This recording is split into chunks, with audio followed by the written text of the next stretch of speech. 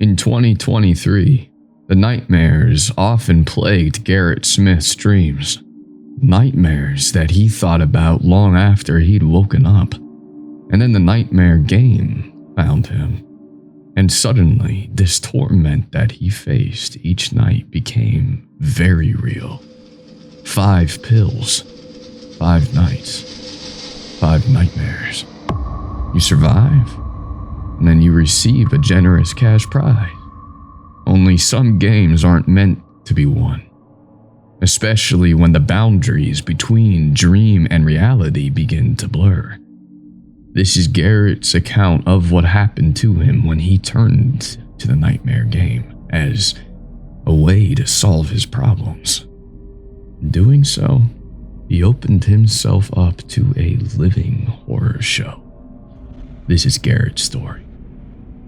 I was at a stage in my life where everything seemed to be unraveling.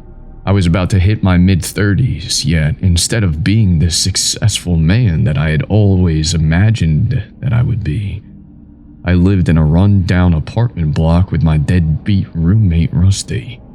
I had a dead-end job with a boss who treated me like shit, and I'd stopped talking to my parents months ago as I tired of them and rubbing my brother's success in my face. Yeah, I already knew that I was a failure, but hearing it from my family sucked. Being in this situation was exhausting.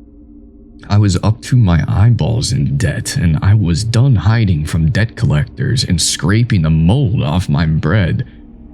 I wanted to be in a thriving life, not barely surviving. I felt like that I was stuck in this dark hole descending into the abyss. I worked my butt off, but the debt kept on growing and I couldn't seem to catch a break.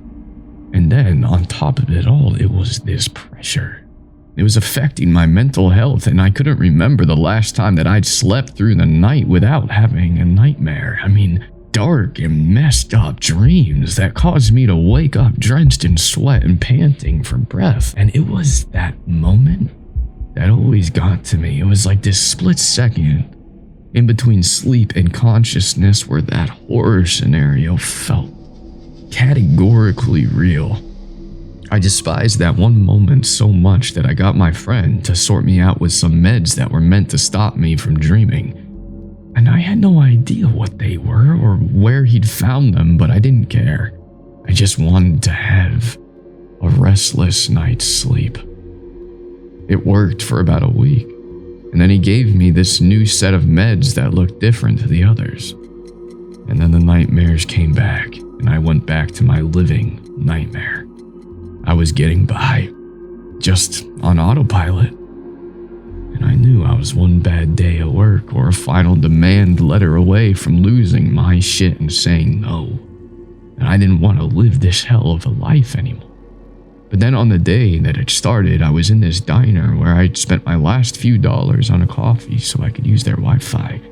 I was scrolling through my phone in a hypnotic way, soaking in that nonsense data, desperate for the distraction. And that's when that advertisement popped up on my phone. Garrett, make your dreams come true by surviving your nightmares.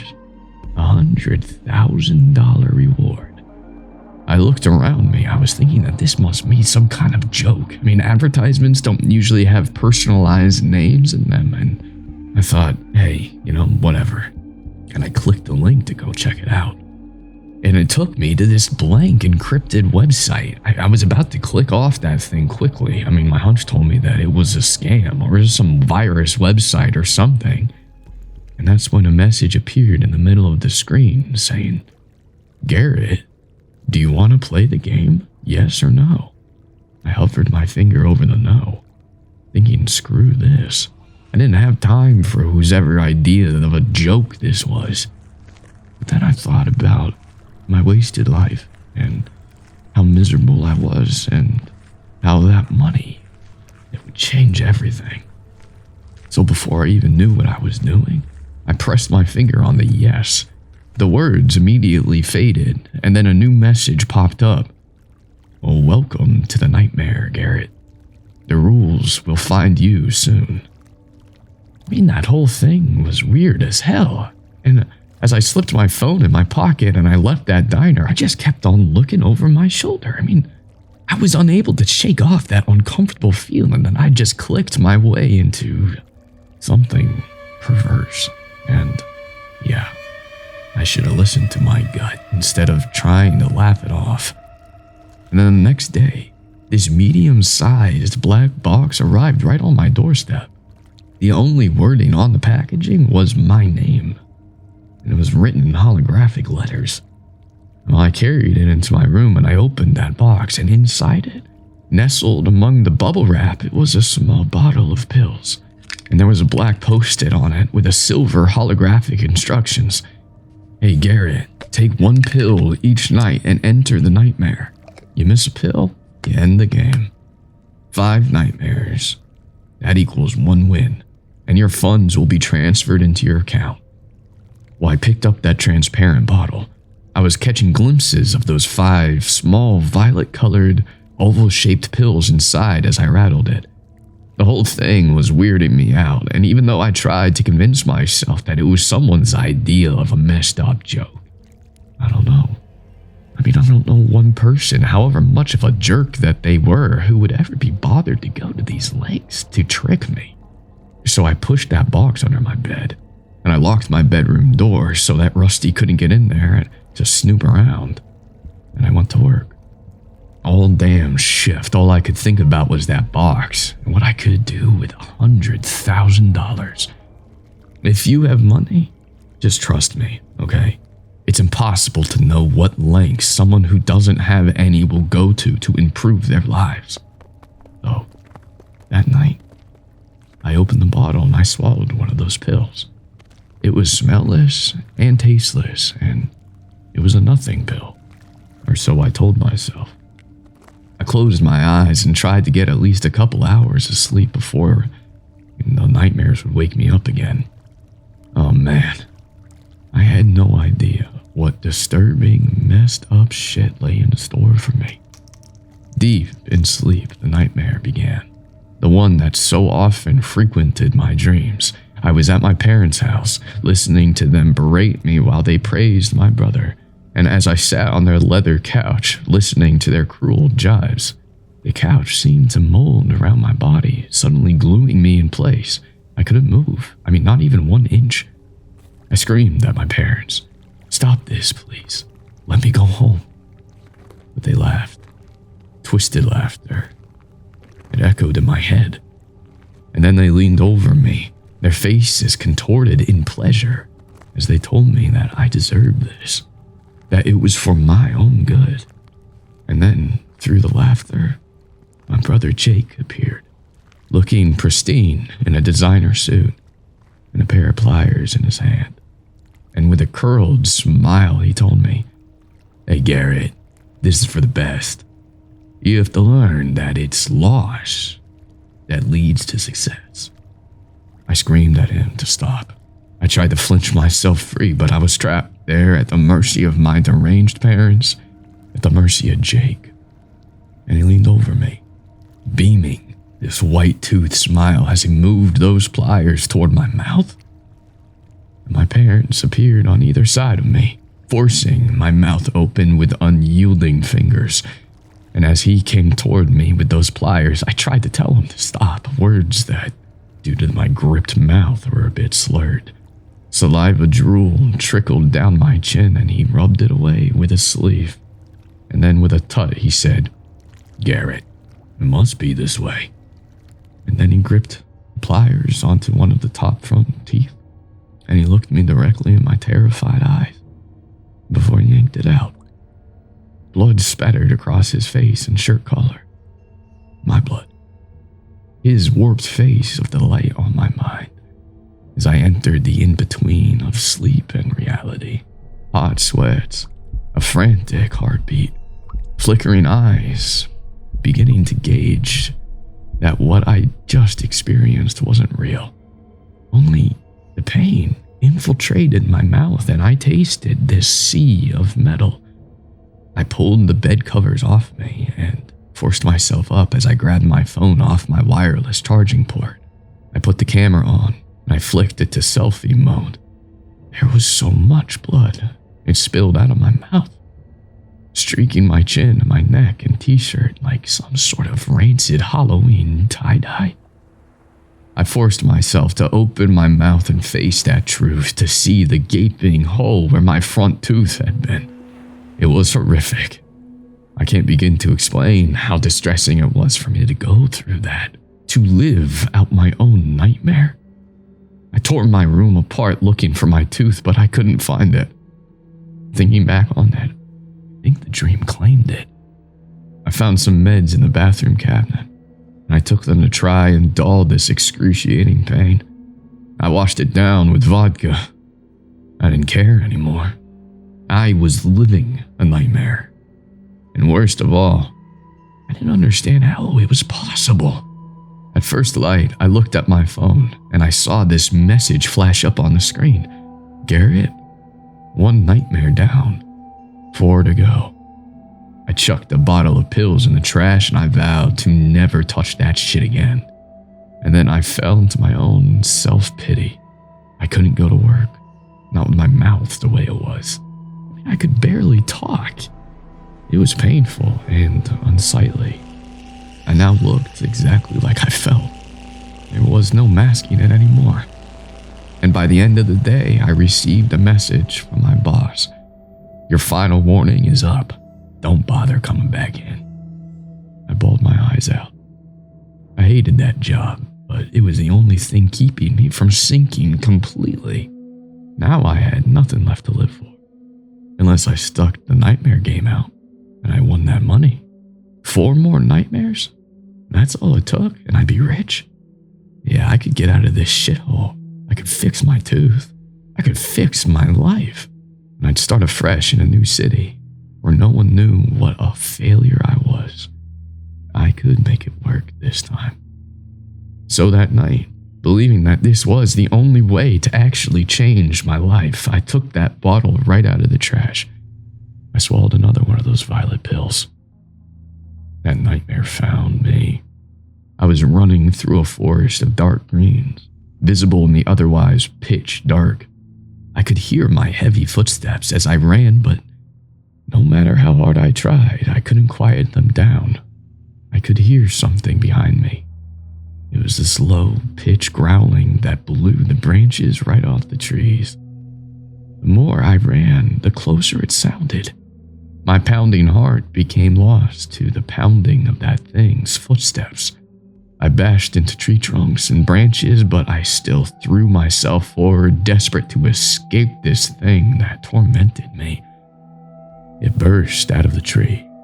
It was this dark, shadowy creature made from these entwined spikes, and its gnarled form was towering over me as it forced me backward onto the hard ground. I looked into its black eyes and this gaping black mouth, and then I felt it connect with me. Its razor-sharp teeth shredding at my arm's flesh.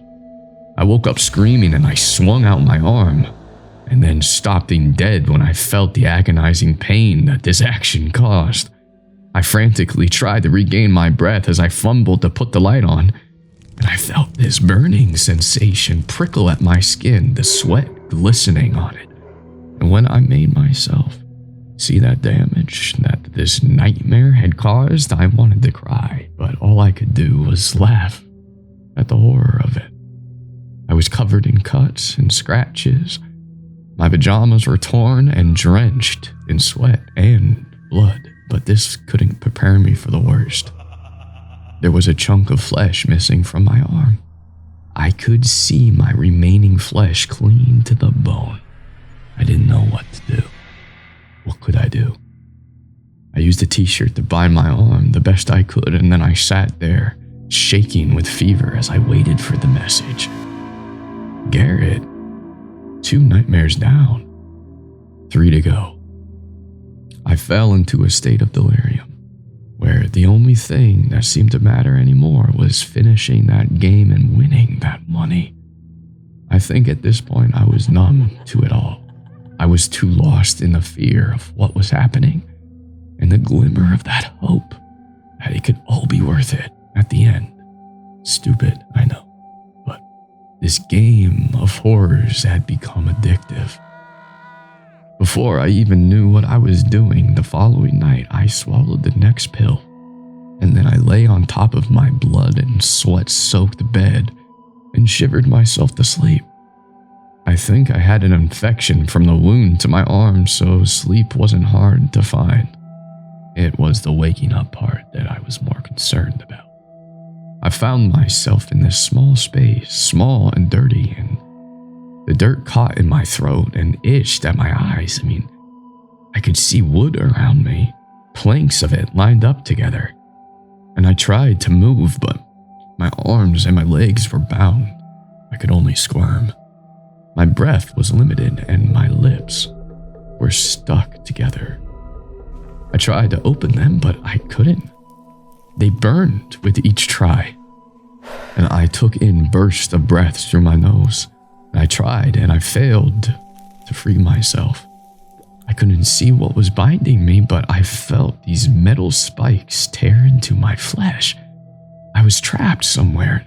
No one would find me, and even in this nightmare, I knew it wouldn't end. I begged myself to wake up. I squirmed and I wriggled as I pleaded with my mind, wake up while I still could. My frantic breaths grew sparser and I couldn't breathe. I thought I was going to die right there in that goddamn messed up dream.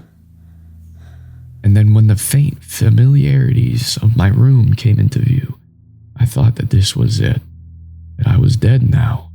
My mind was messing with me. Only I wasn't dead. It was much worse than that. I was in my room. My arms and my legs were bound together and my lips stuck together.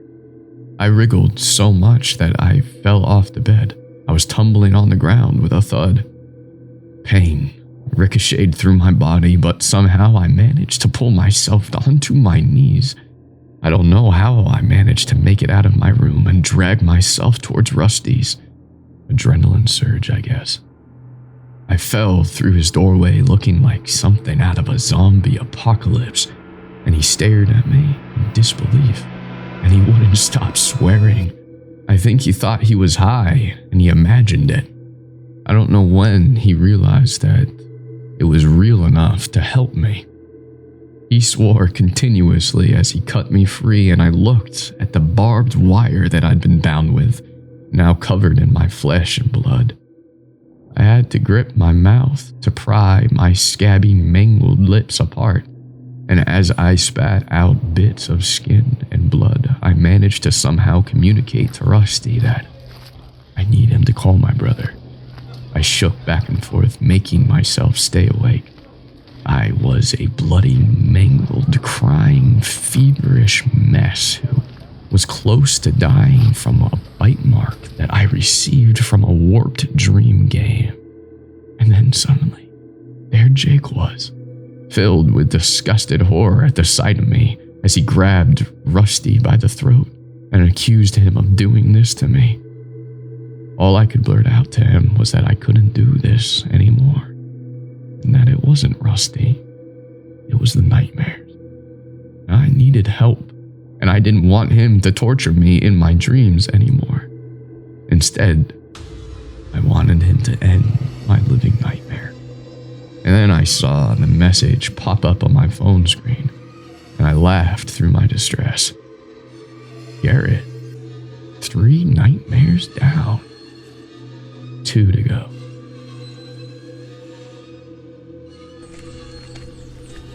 Garrett Smith has kept this nightmare game a secret from the world for the past 5 years.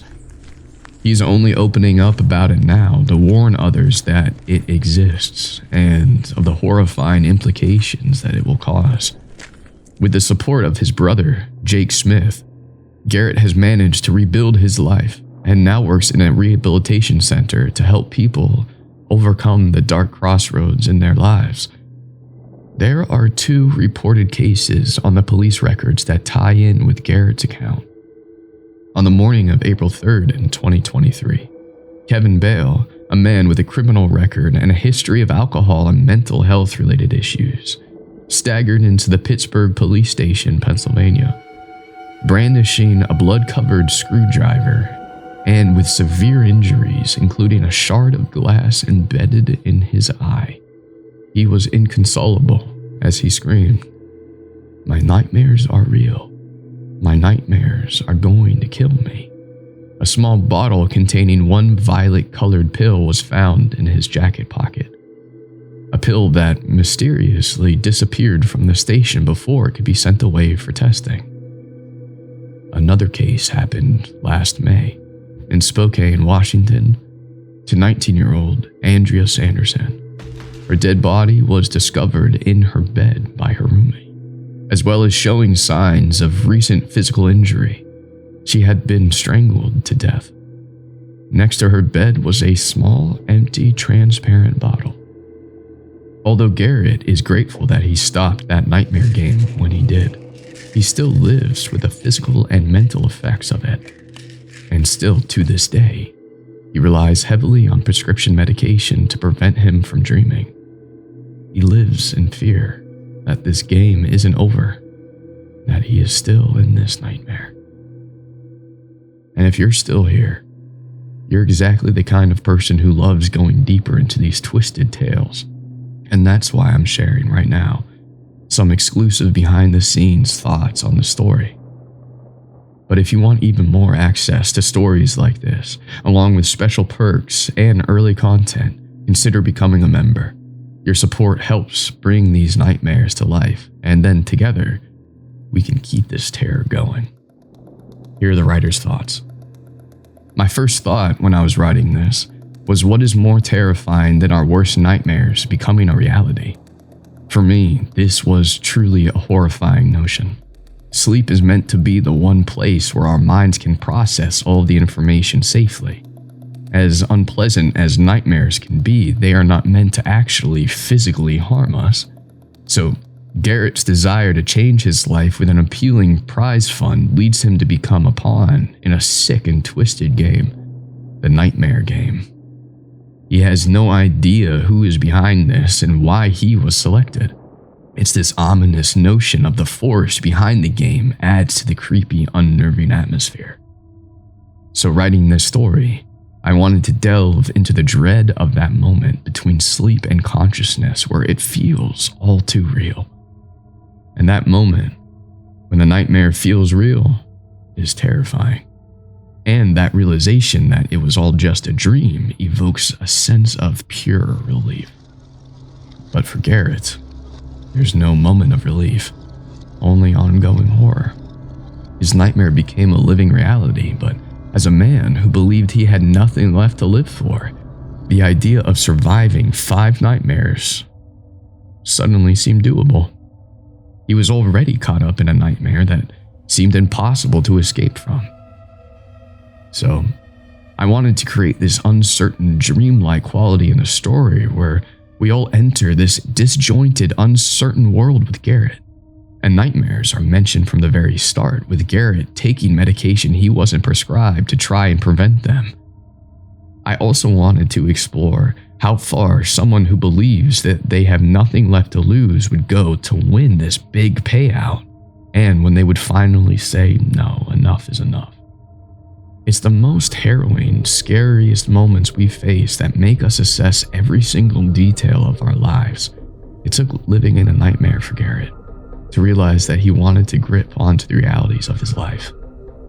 But what do you think about the story after hearing how we created it and what we were thinking of when we created it? What do you think? What would you add to this story? Let us know in the comments below, and let us know your stories of sleep paralysis and all things nightmares, and I'll reply to every single comment. Thanks.